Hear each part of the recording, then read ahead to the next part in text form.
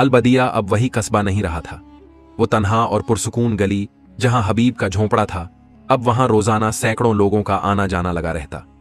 दूर दराज के इलाकों से लोग वहां आते, अपने साथ दुख दर्द, बीमारियां और परेशानियां लेकर। वो सब बस एक चीज चाहते थे, हबीब के घड़े का पानी।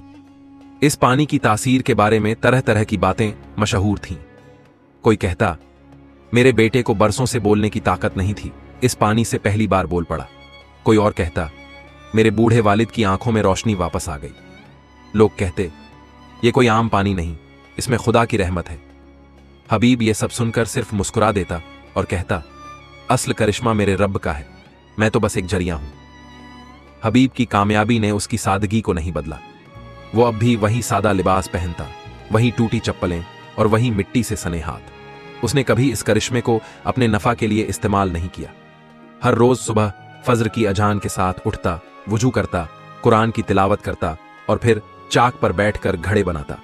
उसकी बीवी रहीला अब ज्यादा खुश रहने लगी थी, मगर हबीब ने उसे भी ताकीद की थी, हमने कभी फख्र नहीं करना है, ये सब अल्लाह की तरफ से इम्तिहान है। वो हर हफ्ते गरीबों के लिए खाना पकवाता, बच्चों को तालीम देता और हर आने वाले से यही कहता, ये घड़ा किसी की शिफा का जरिया है, मगर शिफा देने वाला सिर्फ मेरा रब है। जहां रोशनी होती है वहां अंधेरा भी अपनी जगह ढूंढता है। कस्बे में एक ताजिर था, सालेह बिन उमर आवे। उसका कारोबार तावीज, दवाएं और हकीमी इलाज पर चलता था। पहले लोग उसके पास आते, शिफा मांगते, पैसे देते, मगर अब सब हबीब के पास जाने लगे थे। सालेह को अपना कारोबार डूबता दिखा। उसके अंदर हसद की आग जलने लगी। उसने पहले तो हबीब को अपने साथ मिलाने की कोशिश की, मगर हबीब ने साफ मना कर दिया। मैं करिश्मे को बेच नहीं सकता, उसने कहा। अब सालेह ने साजिश की राह चुनी। उसने अपने चेलों से कहा, अगर यह करिश्मा वाकई है तो हमें इसका राज चाहिए, और अगर नहीं है तो हमें इसे झूठा साबित करना है, वरना हम सब बर्बाद हो जाएंगे। सालेह ने अफवाहें उड़ानी शुरू की। यह घड़ा नहीं, कोई जिन्न का बसेरा है। हबीब तो जादूगर है। रात को उसके घर से अजीब आवाजें आती हैं।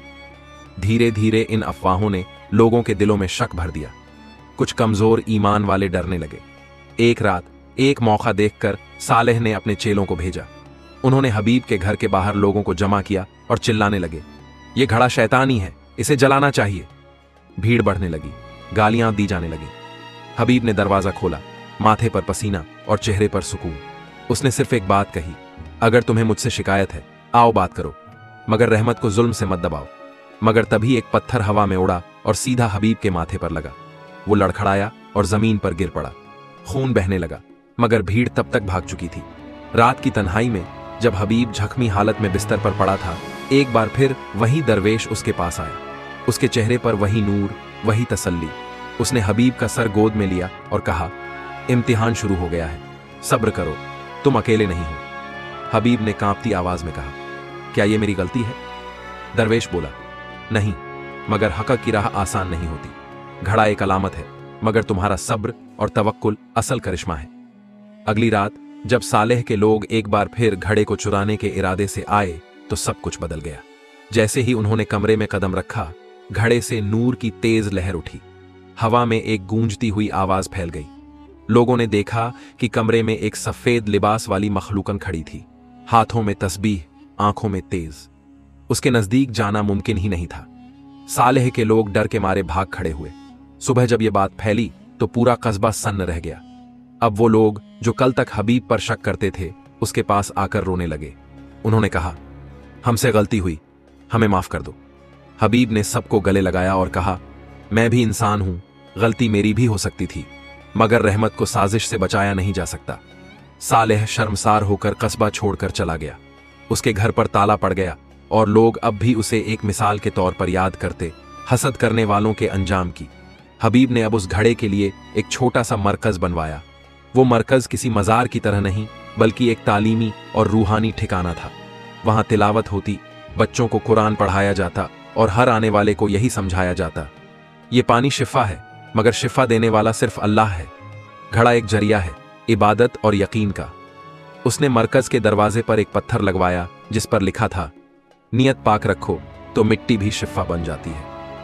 अब हबीब की जिंदगी एक नई राह पर चल पड़ी थी, मगर एक बात उसके जहन में बार बार आती थी, दरवेश ने कहा था, इम्तिहान शुरू हुआ है। क्या कोई और फितना आने वाला है? क्या घड़े की हिफाजत हमेशा मुमकिन रहेगी? और वो सफेद मखलूक कौन थी? हबीब की जिंदगी में हर सुबह अब पहले जैसी नहीं थी।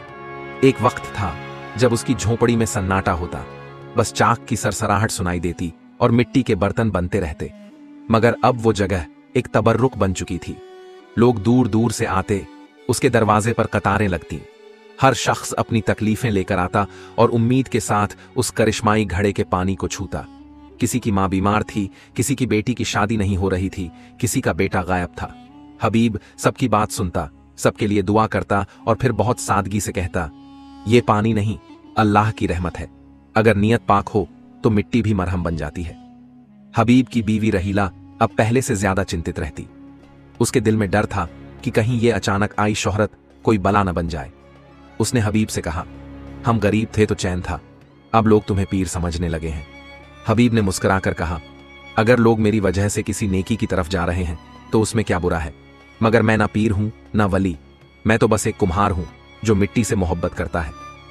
एक रोज दोपहर के वक्त जब धूप बहुत तेज थी, एक बूढ़ा फकीर हबीब की झोंपड़ी के बाहर आकर बैठ गया। उसके लिबास से सफर की थकान टपक रही थी। हबीब ने उसे पानी दिया, खाना दिया और अपने पास बैठाया।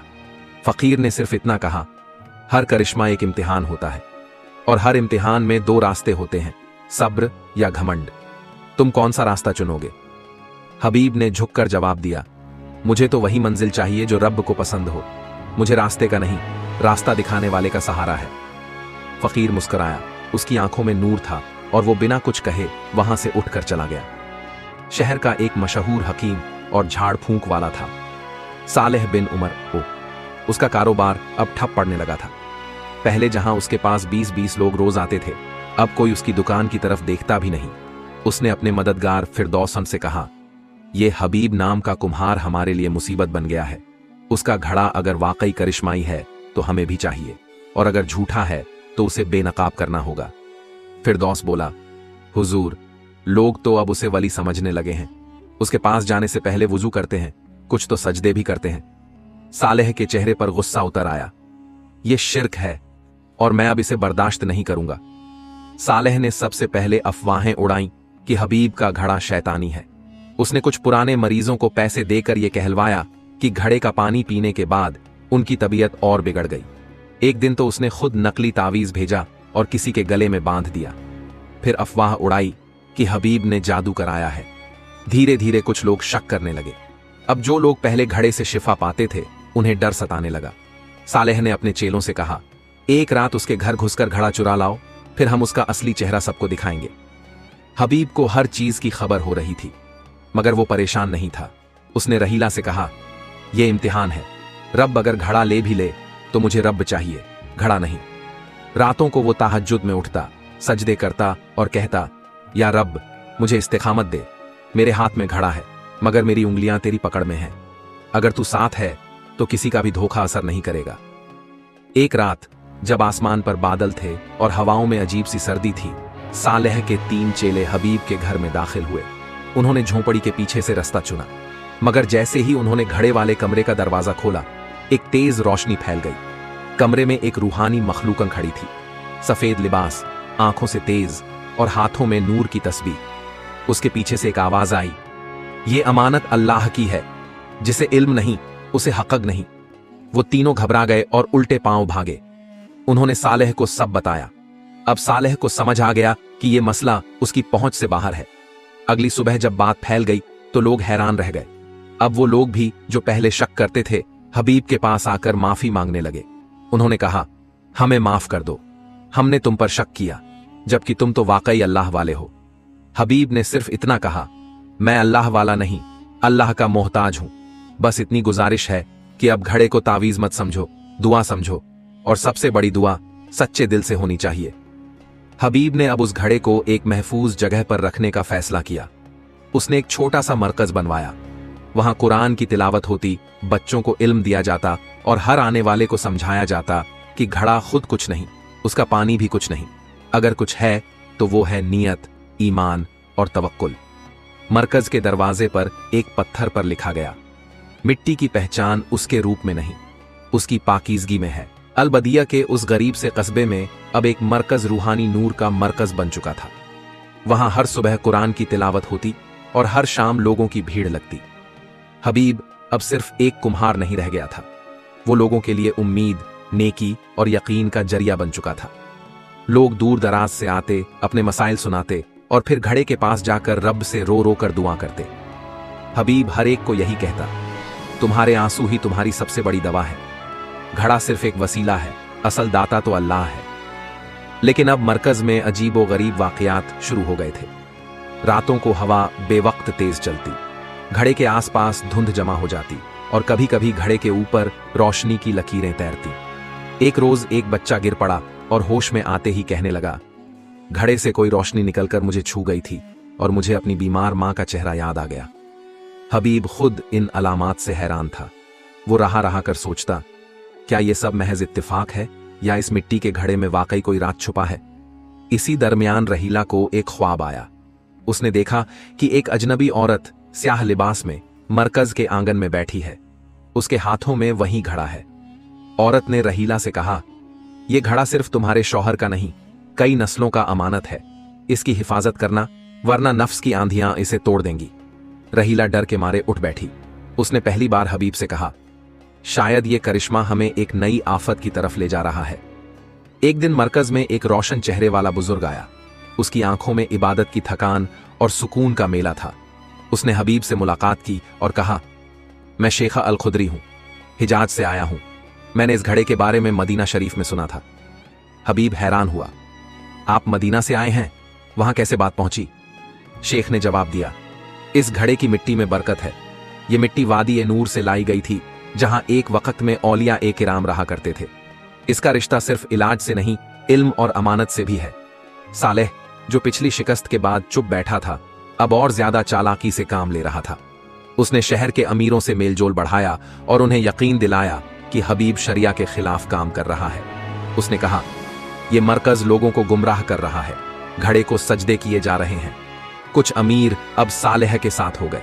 उन्होंने हुकूमत के हाकिम से मुलाकात की और एक शिकायत दर्ज करवाई कि मरकज एक झूठे करिश्मे पर बना है, जिसे बंद किया जाए। एक सुबह मरकज में सरकारी नुमाइंदे आए और हबीब को काजी ए शहर के सामने पेश होने का हुक्म दिया। रहीला रो पड़ी। लोग परेशान हो गए, लेकिन हबीब ने मुस्कुराकर कहा, जो मेरा नहीं वो मुझसे कोई छीन नहीं सकता, और जो मेरा है वो कोई ले नहीं सकता। काजी के सामने हबीब ने अपनी बात रखी। उसने कहा, मैं ना पीर हूं ना वली, मैं बस एक फनकार हूं जो मिट्टी से मोहब्बत करता है।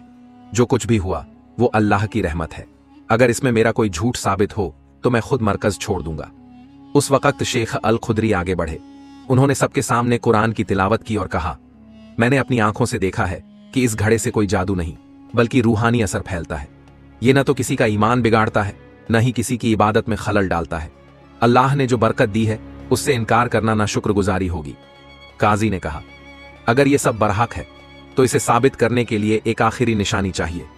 काजी ने एक बीमार और अंधे शख्स को मरकज में लाने का हुक्म दिया और कहा, अगर घड़े का पानी उसे शिफा दे तो हम इस मरकज को मंसूब करेंगे नेक नियति से। हबीब रो पड़ा, या रब, अब ये तेरा मामला है। अंधा शख्स आया।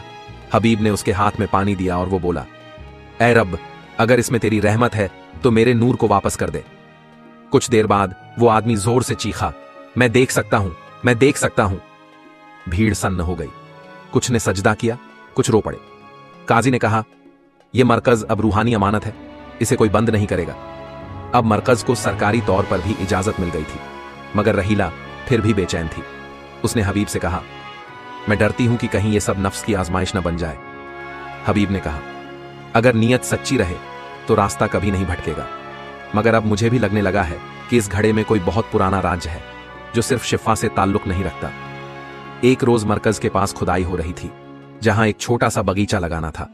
खुदाई करते हुए मजदूरों को एक पुरानी कब्र मिली। कब्र पर कोई नाम नहीं था, लेकिन उसके सिरहाने एक छोटा मिट्टी का घड़ा दबा हुआ मिला, बिल्कुल वैसा ही जैसा हबीब के पास था। शेख अल खुदरी ने कब्र की तरफ देखा और बोले, ये किसी बुजुर्ग सूफी की मदीना से हिजरत के बाद की निशानी है। शायद अब वक्त आ गया है कि घड़े का पूरा हकीकत सबके सामने आए। सदियों पहले अरब में एक जगह थी जिसे वादी ए नूर कहा जाता था। नूर की घाटी। वहां औलिया कामिलीन रहते थे। हर एक औलिया के पास एक खास मिट्टी का घड़ा होता जिसे सिर्र ए रूह कहते थे। उसमें वक्त के साथ रूहानी असर जमा होते जाते। ये घड़े लोगों के दुख दूर करते, उनके दिलों की जंग उतरते। मगर जब तास्सुब और सियासी चालें हावी हुईं तो उस वादी को मिटा दिया गया। औलिया को या तो कत्ल कर दिया गया या वो गायब हो गए। मगर कुछ सूफियों ने अपने घड़े छुपा दिए और अलग अलग इलाकों में जाकर बस गए। हबीब की सांसें तेज हो गईं। क्या ये वही सिर्र ए रूह है मेरे पास? शेख ने सर हिलाया। हां हबीब, तुम अब सिर्फ एक कुम्हार नहीं, एक अमानतदार हो, और ये अमानत अब तुम्हें आगे ले जानी है। कब्र की खुदाई में एक लकड़ी का संदूक भी मिला। उसे जब खोला गया तो उसके अंदर एक पुरानी चिट्ठी और एक झिलमिलाता कागज निकला जिस पर अरबी में लिखा था, अगर मेरी मिट्टी के साथ दूसरा सिर्र ए रूह मिल जाए तो उसे मेरे हाथों में रख देना, फिर उस नूर को जाहिर करना जो छुपा है। अबू हारून अल नूरी हबीब ने कांपते हाथों से अपना घड़ा उठाया और उसे सूफी की कब्र पर रखा। कुछ लम्हों की खामोशी के बाद एक रोशनी की लकीर कब्र से उठी और आसमान तक जा पहुंची। हवा महकने लगी और सबका दिल अलहदा हो गया। इस वाकये के बाद मरकज को नया नाम दिया गया, रौजा ए सिर्र ए नूर। अब वहां लोग सिर्फ दुआ के लिए नहीं, इल्म और तज़किया के लिए भी आने लगे। हबीब ने वहां एक मदारिस बनवाई जहां तसव्वुफ, तफसीर, हदीस और फन एक उजागर सिखाया जाने लगा। रहीला भी अब मरकज की निगाहबान बन गई थी। वो औरतों को कुरान पढ़ना, सब्र करना और रूह की सफाई सिखाती थी। उनका बेटा फैज अब नौजवान हो चला था और रूहानी इल्म में माहिर होता जा रहा था। सालेह अब बिल्कुल बौखला गया था। उसने रातों को जादूगरों को बुलाया और मरकज में रूहानी असर को खत्म करने की कोशिश की। वो कब्र के पास गया और वहां से मिट्टी उठाकर अपने ताबीज में भरने लगा। मगर जैसे ही उसने घड़ा छूना चाहा, एक तेज नूर ने उसे अंधा कर दिया। वो चीखते हुए गिर पड़ा। सुबह लोग उसे मरकज के बाहर बेसुध पाए। कहते हैं कि सालेह ने उसके बाद बोलना बंद कर दिया। उसकी आंखों में डर और अफसोस था। शायद उसे एहसास हो गया कि रूहानी अमानत से खेलने का अंजाम क्या होता है। या रब, हमारे दिलों को उस घड़े की तरह बना दे जिसमें ना घमंड हो ना हसद, जिसमें सिर्फ मोहब्बत हो, सब्र हो और तेरा नूर हो। हमें वो हाथ अता कर जो गिरते को उठाएं और वो जुबान जो तसल्ली दे। हमें हबीब की तरह बना दे, सादा मगर रूहानी। वीडियो को लाइक करें ताकि हमें और हौसला मिले। अपने दोस्तों और परिवार के साथ शेयर करें ताकि और लोग भी इस वाकया से सबक ले सकें। चैनल को सब्सक्राइब करें और बेल आइकॉन दबाएं ताकि आप हमारी नई कहानियों को मिस न करें। कमेंट में बताइए कि इस वाकया ने आपको क्या सबक दिया और अगली कहानी किस टॉपिक पर होनी चाहिए। कमेंट में जरूर बताइए। जल्दी मिलते हैं एक और नई इबरतनाक इस्लामिक कहानी के साथ। अल्लाह हाफिज।